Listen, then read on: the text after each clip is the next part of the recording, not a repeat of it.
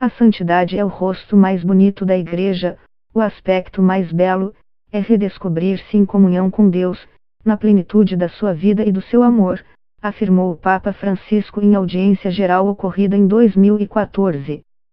Então, compreende-se que a santidade não é uma prerrogativa só de alguns, é um dom oferecido a todos, sem excluir ninguém e por isso constitui o cunho distintivo de cada cristão. Ela nasceu na Itália, mas ficou conhecida no Brasil, onde viveu em Santa Catarina e São Paulo. Foi canonizada pelo Papa João Paulo II, 19-20-2005, em 2002.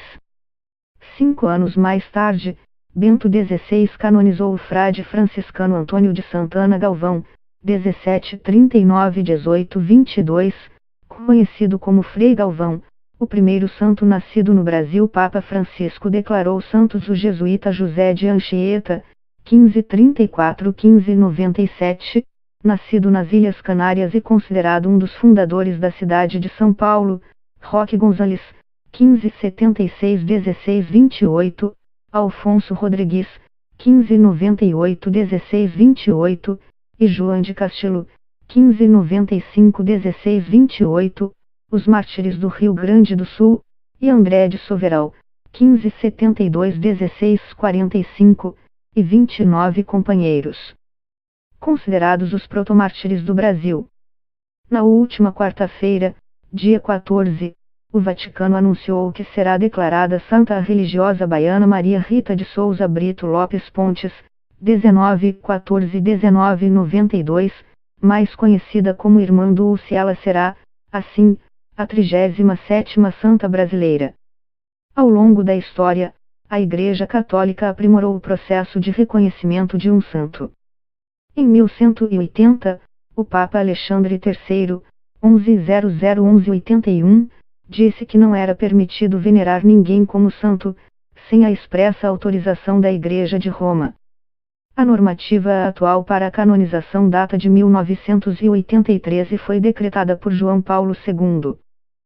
Salvo raras exceções, ela exige a comprovação de 2 milagres para que alguém seja reconhecido oficialmente como santo. O milagre foi completo, duradouro e imediato, sem sequela nenhuma, porque Deus não faz pela metade. E é algo que não pode ser explicado pela ciência, explica Luiz. No caso dela, quando o caso chegou a Roma, foi analisado por uma banca de 7 médicos e 9 teólogos. Posteriormente, foi submetido a uma sessão de cardeais e bispos. O sociólogo Francisco Borba Ribeiro Neto, coordenador do Núcleo Fé e Cultura da Pontifícia Universidade Católica de São Paulo, PUC-SP, afirma que todos os batizados fazem parte do povo santo, pois santo, sagrado, é aquele que pertence a Deus. Todos os que morrem em estado de graça, isso é, que não têm grandes pecados, entram na comunhão dos santos. A canonização é um processo no qual é reconhecido que uma pessoa, mediante feitos reconhecidos, pertence a essa comunhão, explica Ribeiro Neto. Ainda que as obras em vida sejam analisadas para que a pessoa entre num processo de canonização, são seus feitos após a morte, os milagres que acontecem por sua intercessão que fazem com que seja reconhecido como santo, prossegue o sociólogo.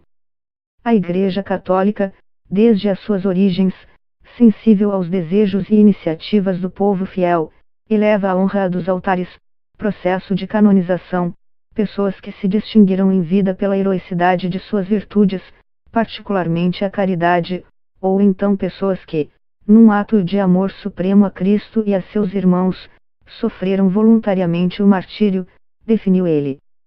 O objetivo final da canonização não são os servos de Deus falecidos, mas somente os fiéis, isto é, os vivos. São estes os destinatários e os beneficiários dela. Os santos não têm necessidade de ser declarados tais, aliás, a canonização, para eles, não acrescenta absolutamente nada. São os fiéis, os necessitados de que a Igreja continue propondo continuamente novos modelos de santidade, capazes de ajudá-los a interpretar, em qualquer condição de vida, a mensagem evangélica, escreveu ele, em texto revisto e ampliado pelo teólogo Fernando Altmaier Jr., chefe do Departamento de Ciência da Religião da PUC-SP. Os santos não têm somente a função de servir de incentivo, de estímulo para os fiéis, contribuem também para fortalecer e acrescentar a união existente entre a Igreja dos Falecidos, chamada de triunfante, e a Igreja peregrinante deste mundo. São uma expressão dessa mística união, uma manifestação viva da vitalidade da Igreja, um sinal da ação santificadora do Espírito. Qualquer pessoa, confraria, associação, diocese ou comunidade pode requerer a abertura de um processo de beatificação. Porém, para encaminhar corretamente esse requerimento, deve recorrer a um mandatário, normalmente um eclesiástico, que não faça parte da congregação para a causa dos santos. Esse mandatário, que leva o nome de postulador, é a peça-chave da beatificação. Deve possuir, além de talentos espirituais e intelectuais, 3 qualidades práticas: um profundo conhecimento da cúria romana, a arte de reunir fundos, uma extrema tenacidade.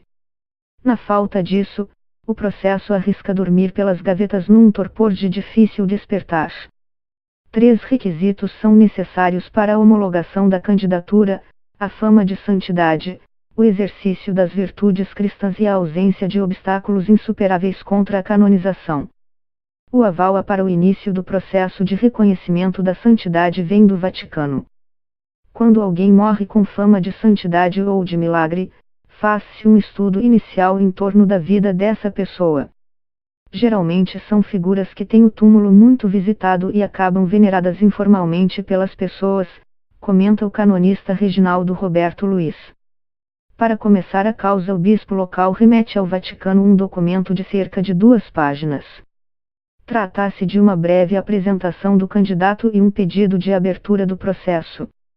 Então, depoimentos e investigações começam.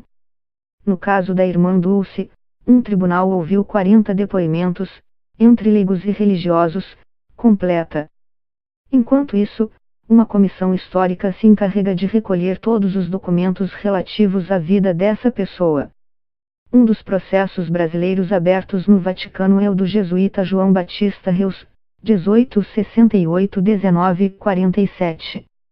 Conforme escreveu Sequim, para atestar sua fama de santidade, foram ouvidas 70 pessoas das mais diversas categorias sociais.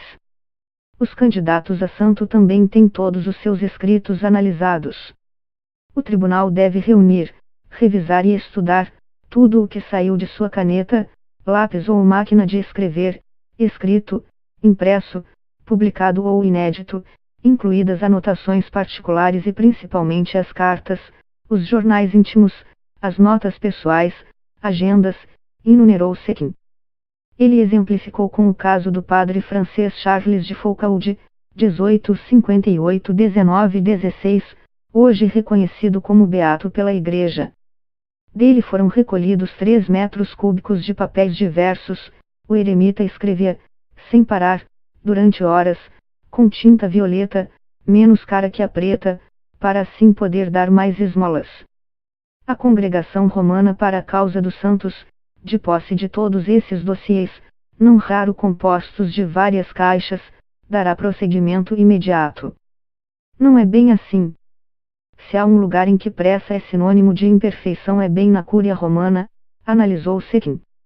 2 religiosos que juram segredo e não se conhecem entre si são nomeados para ler todo o dossiê e darem seu parecer. Se suas conclusões forem discrepantes, um terceiro leitor é nomeado. O Vaticano nomeia 5 sacerdotes para seguir adiante nos trabalhos.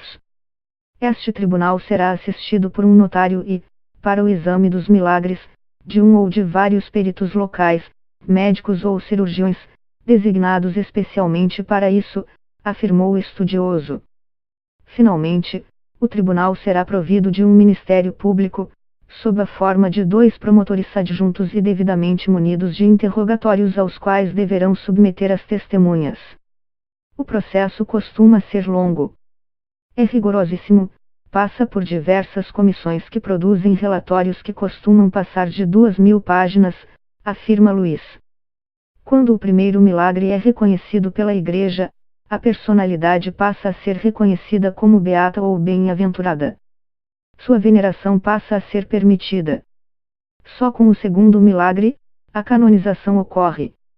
Mas há casos que fogem da regra, seja em tempos antigos, seja em tempos atuais.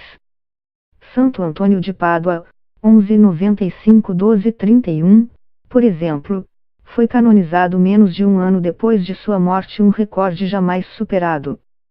Mesmo assim, o processo de sua canonização analisou 53 milagres a ele atribuídos. Coisa admirável, pontuou o religioso Hugo Rover, 1877-1958, conhecido como Frei Basílio, no livro Santo Antônio, Vida, Milagres, Culto. Não sabemos se já se viu coisa igual de outro santo em tão pouco tempo depois da morte. José de Anchieta, por sua vez, parece ser a materialização da crença popular de que santo de casa não faz milagre. Depois de o processo de sua canonização estar há mais de 3 décadas esperando a ocorrência de um milagre, o Papa Francisco decidiu reconhecer sua santidade por decreto dispensando a formalidade. Assim, o jesuíta tornou-se santo em 2014. Figuras controversas também já foram canonizadas pela Igreja. Em 1297, o Papa Bonifácio VIII, 1235-1303, canonizou Luís IX, 1214-1270, rei da França. O monarca, tido como católico fervoroso, perseguiu e discriminou judeus e foi tão intolerante nas regras dos ditos bons costumes, que até o Papa Clemente IV, 1190-1268, afirmou que era melhor atenuá-las. Combateu nas cruzadas. Santidade não é sinônimo de perfeição. Assim, muitos santos realizaram atos em vida que hoje não seriam considerados bons em nossa cultura, como incentivar as cruzadas, comenta o sociólogo Ribeiro Neto. Em parte, isso se deve à distância histórica, que nos faz olhar a conjuntura do passado com outros olhos. Em parte, isso se deve a uma ideia de coerência moral que, na verdade, não é cristã. O santo não é santo porque é bom. O santo é bom porque é santo. Não é a coerência moral que o faz santo, mas sim a intimidade com Deus. Depois, se supõe que os íntimos a Deus terão uma conduta melhor do que os demais, mas isso não acontecerá em todos os momentos da vida. Poderemos sempre encontrar erros e pecados na biografia dos santos. O importante é que esses erros e pecados não representam a última palavra. E há também os santos que não tiveram o processo de canonização concluído. Como Santa Rosa, 1233-1251, cujo corpo mumificado fica exposto em igreja na cidade de Viterbo, a 80 quilômetros de Roma. No caso dela, os trâmites se iniciaram no ano seguinte à sua morte, pelo Papa Inocência IV, 1195-1254. Entre idas e vindas, o processo foi analisado durante os pontificados de Alexandre IV, 1199-1261, Eugênio IV, 1383-1431, e Calixto III, 1378-1458. Este último teria deferido os documentos, mas morreu antes de promulgar o decreto de canonização e tal oficialização acabou nunca sendo feita. O culto aos santos nasceu espontaneamente já no começo da Igreja, na época das perseguições. Quando um cristão acabava de ser supliciado, os irmãos se esforçavam para ter ao alcance das mãos os restos mortais. Davam-lhe sepultura condigna e sobre esta sepultura, erguiam um oratório em que vinham pedir a intercessão do mártir e onde os sacerdotes celebravam. O mais célebre desses oratórios é a Confissão de São Pedro, no Vaticano, contextualizou-se que